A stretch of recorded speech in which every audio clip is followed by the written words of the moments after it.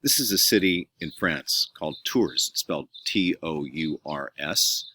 And you can see by looking at that picture, it's kind of an old picture. When I was 21 years old, a friend of mine and I had planned out this big trip to Europe in the summer. So we were going to go for 2 months and wander all over the place, bring backpacks, that whole thing that people do a lot of times when they're young. And when we got to Europe, we were traveling around. And towards the end of the trip, the dollar had been really strong, so we felt like we had a lot of money. And we hopped a ride on this bus, like a tourist bus, with this man, Jean-Louis, who spoke no English whatsoever. And my friend Jeff and I, along with Jean-Louis, went up from France and drove up to this place in the Loire Valley called Tours. And I had taken a little bit of French in college, maybe a year's worth of French. My French was basically not very good, but it was somewhat serviceable. But you know, when you take a language, until you get to a place and actually utilize the language, you really don't have control over the language. And Jean-Louis pulled up on the outskirts of Tours, and he just dropped us off. Just opened the doors. It was early morning. We've been driving most of the night, and he just drops us off.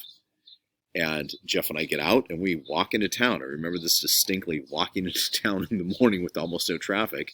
And we walked a couple of miles into town, and we got to the center of the city, which is more or less right here where you see this building at. This building is called the Hotel de Ville. And we had kind of a lot of money. At least we thought we had a lot of money. It wasn't really a lot of money, but we thought we had a lot of money for being 21 years old. And so we decided, let's just blow the money in the last week that we're here, and we'll stay at the biggest, most grand hotel in the city. And so we walked into this place. And when we walked in, the first clue that something was amiss was when we walked in, there was nobody in the lobby except for one man sitting in the middle of the lobby at a desk, which seemed very odd. But in our minds, we were thinking we would be over there in that room and sitting there looking down at the traffic and opening the window and drinking a bottle of French wine and yelling at people and just having a grand time, right? And so we walk up to this guy who's sitting there at the desk, and I, with my terrible French, ask him if he's got a room for us. Avez-vous une chambre libre? Something that I learned from a person that I was working with who was from the French-speaking part of Switzerland. And he's looking at me strangely, and he asks if I need to speak English to him. So I speak English to him because that's the language that I speak.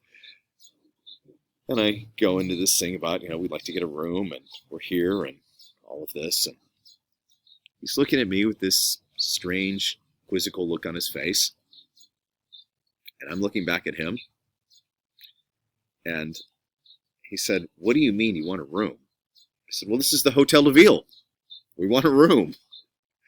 And he looked and he said, "Hotel de Ville in French means city hall."